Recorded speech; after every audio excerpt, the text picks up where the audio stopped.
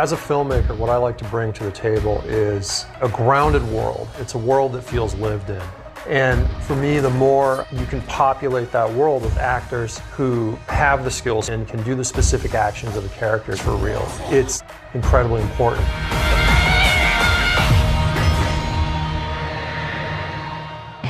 Physicality for an actor is huge. What happens is it just gives an extra level of authenticity. After doing months and months of broad strokes training and building up the strength to be able to do the other stuff, we honed in for more specific skills needed for the actual scenes. It was really lovely because it was about finding a physicality, physically feeling like you were changing and getting into that role. Working with people who come to work early every day because they just want to be there so badly. It was fun. Guy Norris and Richard Norton, they were fantastic collaborators when it came to helping the actors develop those styles. The mistake that's often made is a choreographer will often do a whole sequence. It's more or less a showcase of, gee, look at all these fancy techniques, without considering the main part is, what are you asking your actor to be able to do? So the techniques and the choreography for me is very much aligned with, can I design a set of sequences that the actor is more than capable of doing? Through the course of the show, the amount of times we've actually had to use our stunt doubles in a sequence I can count on one hand. You gonna come down from there or what? Someone's happy. Yeah. With everybody, it's looking at what their strengths are and then combining that with their character traits and trying to meld them both together. I got to do all this cool stuff I never would have done before, like learning how to do the silk stuff you see at like Cirque du Soleil. That stuff's incredibly hard, but really fun. As Harley Quinn, part of her character's backstory is she's a pretty fantastic gymnast. So to have the actors to be so committed and willing to get into shape really allows you to shoot things in a way that you believe it that much more. It takes a tremendous amount of coordination and athleticism to do the kind of stuff that all of them are doing. Margot does 97% of her stunts in this movie. She embraced everything we throw at her. She makes it her own and does it better than we could have ever assumed it was going to be.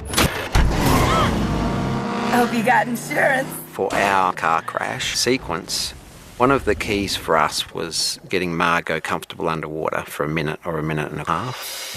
And there's this first little period of it that's comfortable, serene. For some people that's 30 seconds, for other people it's into the 2 to 3 minute range. And then that urge to breathe comes knocking and sometimes kicking down the door. And your fear of suffocation is a primal fear. And so we have to give them information behind knowing the different breathing styles, the muscles involved, some of the different techniques.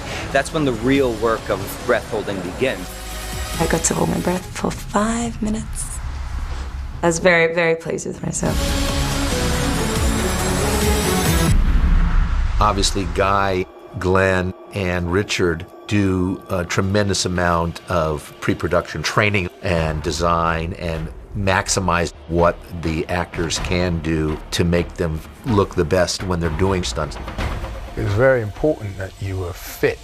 Killer Croc is quite bulky, he was a big guy. So my schedule was pretty rigorous. An hour in the morning was just weightlifting, followed by fight training with the stunt crew.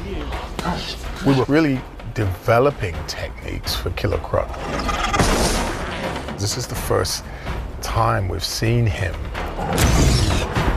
There was Kempo karate, jiu-jitsu, boxing, kickboxing with Richard Mosquito. He was our in-house sensei, and weightlifting. And yeah, there was sort of pretty extreme physical demands for all of us to sort of get in that kind of elite shape.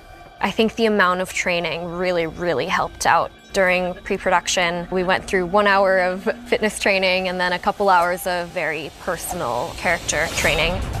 One of the main philosophies is the mind is primary, so it's preparing people not just physically but psychologically for the challenges that they may face, how they approach things, how they deal with things. Once you do have that strength of mind, it's amazing what you can accomplish. To get my body to that point, as will get myself to that space where I feel like I could hurt somebody really badly if I wanted to, that was super empowering. One day, I'm gonna rain down on you like the Holy Ghost. The fight aspect of it was, I think, important to David because it's part of who all these people are. There's this sort of edge to all these characters. And, you know, if that wasn't part of your life as a person coming in, it was going to be by the time you left. You were going to be, to some degree, a fighter. Because of dedication, Kara, Karen, Jai, and Jay, they were able to actually earn a full yellow belt ranking in Kempo Karate. David Ayer likes this, a sense of reality, and that's what this foundation gives them, is a sense of reality, that there is a discipline and honor and a sense of being humble in karate. Gentlemen, come on up here. Bravo team here, Alpha team over here.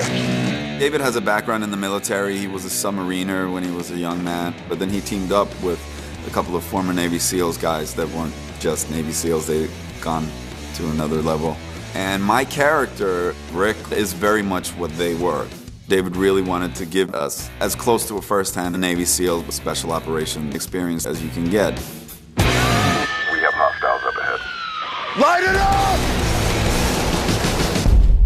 The directive with the actors was to build them first mechanically proficient with different weapon systems, and then work the psychological aspect, get them into combat mindset. And it wasn't just static shooting. We were also doing transition drills. Push him over. Push him over, all right? We apply a lot of pressure where we want to create fatigue so that we do challenge their decision-making process, so that when we are engaging targets with those weapon systems, they have to tap into something else to stay on point. It was intense. For 3 days, we went in deep. We had 2 or 3 extensive personal training sessions where we went really hard. Stay away. And then, you know, we get woken up after we slept for maybe 1 hour. And it becomes very real when you're with these guys that have done it and you know that this is their reality. All the military training that we'd done and all the gun training with these guys, something I'll carry with me for the rest of my life. What do you say we get this over with? We had a whole sequence where Will's constantly firing as smoothly as if he'd held it all his life. That's that authenticity you really strive for, and that allows him to be on camera. I wanted to really learn how to shoot, how to really be able to take a room if I had to take a room. Once the mentality sets in real life, then it's easy to blend it into the character. When your magnums run dry, we may as well go double-handed, because it's the most accurate way to shoot. Because I knew he'd played Ali, he would have done a lot of boxing training, so we'd focus a lot on a boxer's kind of movement and footwork with him, even though he's got his 2 wrist magnums. It's kind of like punching, but it's the attitude that a boxer would have, knowing that that would be most comfortable to him. Yeah! One of the most exciting parts of my job is getting an actor to actually go and push themselves beyond where they think that they are comfortable, giving them a bit of excitement in the day so they've achieved more than they think they can ever achieve. And then it's surrounding them with really good people, good fight choreographers, good trainers, good gymnastic coaches. They learned a lot, and I learned a lot too. It's reciprocated if you're a dedicated teacher. To have the actor capable of doing 99% of their action is a godsend for the movie because they're organically sort of connected with that character. It's not just anymore a series of movements. It's a character that understands drama and you can see the character thinking within the choreography. I honestly think there's almost nothing you could choreograph that all these actors wouldn't be capable of. As a choreographer, that's fantastic. That shit crazy. Hey, stay with me as I have more on superhero movies. Now, Gal Gadot and Jason Momoa very nearly ended up in the MCU. Now, Momoa was going to be cast as Drax, but Marvel were unwilling to pay him what he wanted. And meanwhile, Gal Gadot was offered the chance to play Nebula. Now, that would have left the Justice League looking very different. Now, do you like my t-shirt? You can get one too. The link is in the description.